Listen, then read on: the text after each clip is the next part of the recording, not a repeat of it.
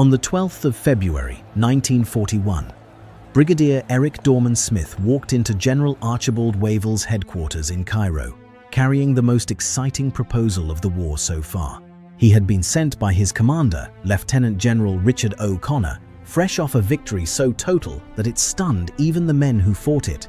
O'Connor's forces had just annihilated the entire Italian 10th Army in the North African desert. 130,000 prisoners, 400 tanks captured, over 1,200 guns seized. And O'Connor wanted permission to keep going, to drive west another 300 miles to Tripoli and knock the Axis out of Africa altogether. But when Dorman Smith stepped into Wavell's office, something was wrong. The maps on the walls had changed. The familiar charts of the North African coastline, the desert tracks, the Italian positions, all of it was gone. In their place hung maps of Greece, Crete, and southeastern Europe. Wavell looked up and said, almost casually, that he was busy with his spring campaign. The Desert War, as far as London was concerned, was over, and the greatest military opportunity of 1941 was about to be thrown away. To understand how Britain arrived at that moment, and how close it came to a completely different war, you have to go back to the man at the center of it. Richard Nugent O'Connor was born on August 21, 1889, in Srinagar, in the mountains of Kashmir. His father was a major in the Royal Irish Fusiliers, and his grandfather had been a governor in India. The army was in his blood. He went through the usual boarding schools, then Sandhurst, and was commissioned into the Scottish Rifles in 1909.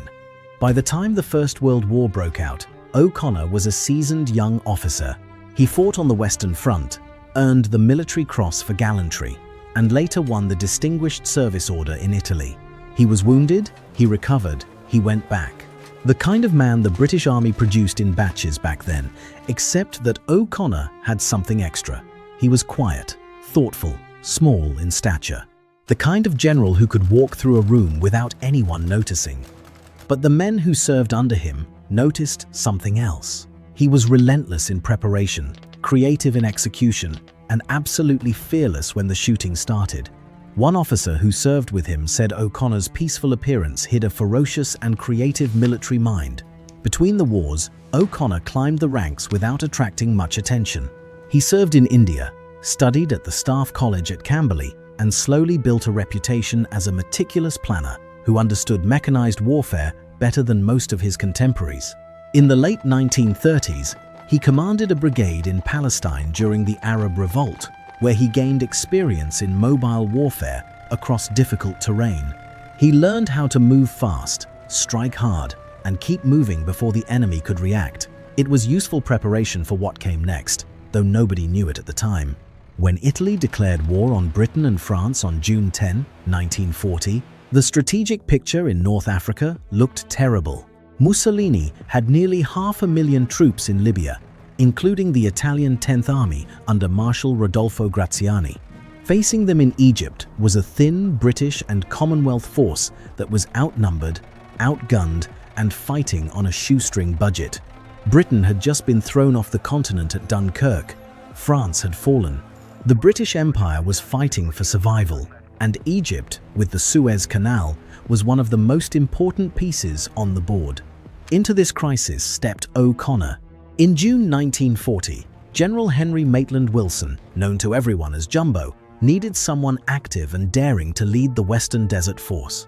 He sent for O'Connor, and the assignment came with a simple instruction: defend Egypt at all costs. O'Connor later wrote that he was given very sketchy instructions as to policy, which, if you know the British Army, is almost an invitation to improvise. So he improvised. O'Connor had roughly 36,000 men, 275 tanks, and 120 guns. Against him, Graziani could field 150,000 troops, 600 armored vehicles, and 1,600 guns. On paper, it was a mismatch, and not in O'Connor's favor. But Graziani did not move with any urgency. It took him until September 13, 1940, to launch his invasion of Egypt. And even then, it was a cautious affair. His divisions crept 60 miles over the border, reached the small coastal town of Sidi Barrani, and stopped. They were short of supplies, short of transport, and their commander was already having doubts. Instead of pushing on toward the British positions at Mersa Matruh, Graziani ordered his men to dig in. And this is where Graziani made the mistake that would cost him everything. His army did not concentrate. Instead, the Italians built a series of fortified camps spread out across the desert, separated from each other by gaps of 10 to 15 miles. The camps were not mutually supporting. If one came under attack, the others could not help in time. It was a textbook example of what not to do, and O'Connor saw it immediately. For the next 2 months, while the Italians sat in their scattered camps, O'Connor planned. He did not plan a defensive action. He planned an attack, and not just any attack. He planned a raid, a 5-day operation designed to smash the Italian forward positions at Sidi Barrani and then pull back. Just a limited strike, nothing more. At least, that is what he told his superiors. On the night of December 8, 1940, O'Connor's Western Desert Force moved out under cover of darkness. The main striking power came from the 7th Armored Division and the 4th Indian Infantry Division, supported by a regiment of heavily armored Matilda tanks that the Italians had never encountered before. O'Connor had rehearsed the attack in secrecy. His men had practiced on positions built to match the Italian camp layouts. When they went in, they knew exactly what they were hitting. The morning of December 9, the British struck Nibewa camp from the west, from a direction the Italians had left completely undefended because they assumed the terrain was impassable. The Matildas smashed through the camp walls, and the Italian anti-tank guns bounced round after round off their armor without doing any damage. Italian gunners stood at their weapons and kept firing, unable to believe that their shells were having no effect. Within hours, Nibewa fell. The garrison was overrun so quickly that the Italian commander was killed before he could get out of his tent. Then Tumar West, then Tumar East. By the end of the second day, the camps around Sidi Barrani were collapsing one after another, and Italian soldiers were surrendering in numbers that nobody had anticipated. Some units gave up without firing a shot. Others fought hard but were overwhelmed by the speed of the British advance. In 72 hours, O'Connor's forces captured 39,000 prisoners. The 5-day raid was supposed to end there. But O'Connor looked at the wreckage of the Italian position, looked at the open desert stretching west into Libya, and made a decision that would define his career. He kept going. But here is where the story takes its first painful turn. The 4th Indian Division, which had been so effective in the opening attacks, was pulled away. It was needed for the campaign against the Italians in East Africa, O'Connor protested, but the orders stood. In its place came the 6th Australian Division, tough men from down under who had been training in Palestine. They were brave and they were ready to fight, but they were completely untrained for desert warfare, and they were replacing a division that had already proven itself in exactly this kind of combat. O'Connor did not slow down. He could not afford to. The Italians were reeling, and if he gave them time to regroup, the opportunity would be lost. So the Australians got their baptism of fire at Bardia, the first major Italian fortress on the Libyan side of the border. 45,000 Italian soldiers were dug in behind wire, minefields, and concrete bunkers. The Italian commander, General Annibale Bergonzoli, had sworn to fight to the last man. His men called him Electric Whiskers. On January 3, 1941, O'Connor threw everything at Bardia in a carefully orchestrated assault. The Royal Navy bombarded from the sea. The Royal Air Force hit from above, and the Australians stormed the wire on foot. The coordination was so precise that the Italians were convinced they were being attacked by 250,000 men, including, as one prisoner put it, hordes of blood-thirsty Australians. Bardia fell in 2 days. 36,000 prisoners, 400 guns, over 700 trucks, which O'Connor desperately needed to keep his supply lines alive. The Australians did not stop to celebrate. They pushed west. Tobruk, the next major port, was surrounded by January 12 and fell on January 22. Another 25,000 prisoners. By now, O'Connor's men were driving captured Italian trucks, eating captured Italian rations, and in a few cases, actually fighting from captured Italian tanks. They were running on momentum, adrenaline, and the realization that they were doing something no one had expected. But this is where most people would have stopped. O'Connor's supply lines were stretched to the breaking point. His tanks were falling apart. His men were exhausted. The sensible thing to do was consolidate, wait for reinforcements, and plan the next move carefully. Nobody would have blamed him. O'Connor did the opposite. In late January, British intelligence picked up decoded Italian signals, revealing that Graziani had ordered a full retreat from Cyrenaica, the eastern half of Libya. The entire Italian 10th Army was pulling back along the coastal road toward Tripolitania in the west. If they reached Tripoli, they could regroup, dig in, and the whole fight would start over again. O'Connor saw the chance and took it.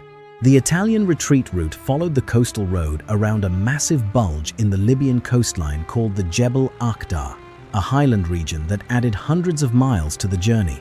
But there was a shortcut. If a force could cut straight across the desert interior, through the chord of that bulge, it could reach the coastal road south of Benghazi before the Italians got there. It would be a race, and the margin would be measured in hours. O'Connor formed a flying column called Combe Force, after its commander, Lieutenant Colonel John Combe. It was a scratch formation of armored cars, artillery, and motorized infantry, roughly 3,000 men in wheeled vehicles that could handle the desert terrain faster than tanks. Behind them came the 7th Armored Division's 4th Armored Brigade, grinding through rocky desert tracks that tore the vehicles apart. Some tanks broke down every few miles. Mechanics cannibalized wrecked machines to keep others running. The conditions were brutal. The route had never been properly surveyed. The maps they were using were based on old Italian surveys and turned out to be dangerously inaccurate. Water was scarce. The terrain was so rough that it wrecked suspensions, shredded tires, and shook apart engines that had already been running non-stop for weeks. Vehicles boiled over in the daytime heat and froze at night. But Combe Force pushed on through the night of February 4th, navigating by compass across featureless desert, and late on February 5th, they reached the Via Balbia, the coastal highway, south of Benghazi, near a town called Beda Fomm. They arrived with about 30 minutes to spare. 30 minutes, that is how close it was. The leading elements of the retreating Italian 10th Army showed up just half an hour after the British set their roadblock. If Combe Force had been delayed by a single broken axle, a single wrong turn in the darkness, the Italians would have slipped through and the whole campaign would have ended differently. Instead, the British were waiting.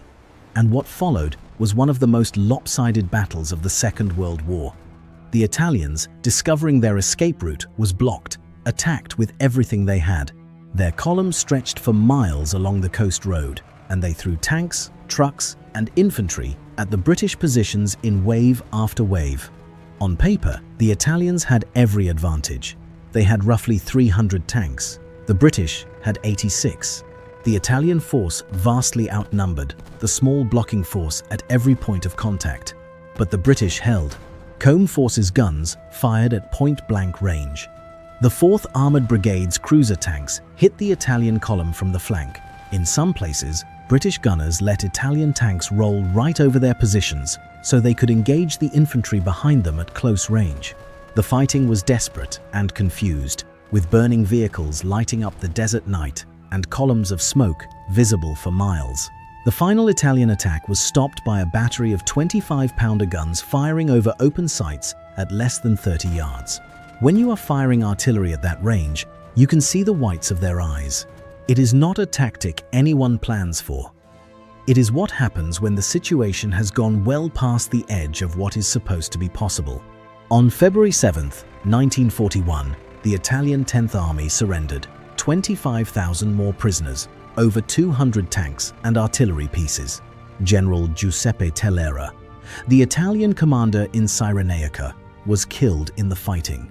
General Bergonzoli, Electric Whiskers himself, was captured. Marshal Graziani, back in Tripoli, suffered a nervous breakdown and retired from active duty within weeks. In 2 months, O'Connor's forces had advanced over 800 miles, destroyed 10 Italian divisions, and taken more than 130,000 prisoners.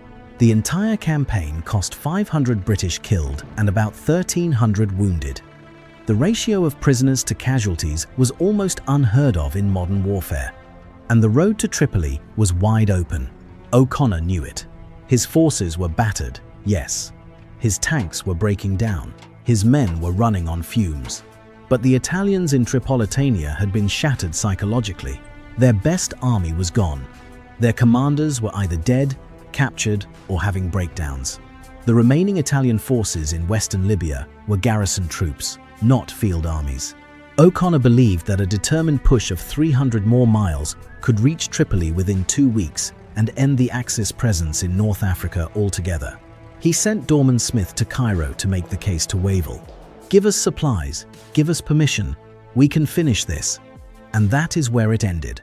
When Dorman Smith walked into Wavell's office on February 12th, the maps of the North African desert were gone. In their place hung maps of Greece. Winston Churchill had made a decision. The Greek government had requested British military help against the expected German invasion, and Churchill believed it was politically unacceptable to abandon Britain's only remaining ally in continental Europe. Moral and political considerations, he argued, must take precedence over military opportunity. Wavell was not happy about it. He later wrote that he had not budgeted for what came next. But orders were orders. Operation Luster was authorized, and over the following weeks, 58,000 of the best British and Commonwealth troops in the Middle East were shipped from North Africa to Greece. The 6th Australian Division, the men who had just stormed Bardia and Tobruk, were among the first to go. So were units from the 7th Armoured Division and the New Zealand Division. Cyrenaica, the territory that O'Connor's men had fought and bled for across 800 miles of desert, was left defended by a skeleton force of inexperienced troops with worn-out equipment and vehicles that were falling apart. The Greek expedition was a catastrophe. The German invasion began on April 6th, and the Wehrmacht tore through the Allied positions with a speed that made the Italian collapse in Libya look slow by comparison. Within 3 weeks, the British and Commonwealth forces were routed. Nearly all their heavy equipment was lost. Tanks, artillery, transport vehicles, all abandoned on Greek roadsides or destroyed to prevent capture. Thousands of soldiers were taken prisoner. The survivors were evacuated to Crete by the Royal Navy, but Crete itself fell to German paratroopers in late May after some of the most savage fighting of the war. The entire enterprise achieved nothing of lasting strategic value. Greece fell, Crete fell, and the troops that could have ended the desert war were scattered across hospitals, prisoner of war camps, and the bottom of the Mediterranean. Meanwhile, the consequences in North Africa arrived with terrifying speed.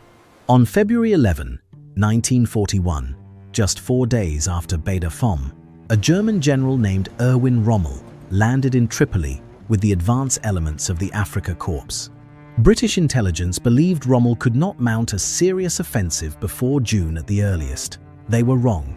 Rommel attacked on March 31. The weakened British forces in Cyrenaica crumbled almost overnight. Within 2 weeks, Rommel had driven the British back to the Egyptian border, recapturing in days what O'Connor had spent 2 months fighting to take. The Desert War, which could have ended in February, would now drag on until May of 1943, when the Axis forces in North Africa finally surrendered at Tunis. 2 more years, thousands more dead. The battles of Tobruk, Gazala, El Alamein, all of them might never have happened if one quiet general had been allowed to finish what he started. And O'Connor himself? He met perhaps the cruelest twist of all. After being replaced in his field command, O'Connor was sent forward in early April 1941 to advise Lieutenant General Philip Neame, who was trying to hold the collapsing Cyrenaica front against Rommel's advance. On the night of April 6, O'Connor and Neame were traveling by staff car between headquarters positions near the town of Derna. In the darkness, their driver took a wrong turn. They drove straight into a German reconnaissance patrol.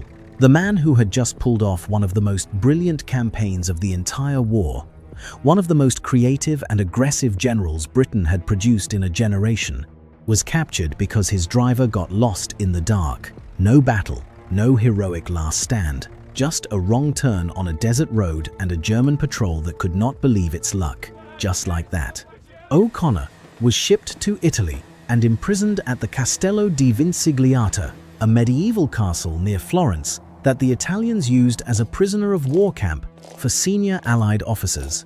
His fellow prisoners included General Neame, General Adrian Carton de Weert, and Air Vice Marshal Owen Boyd.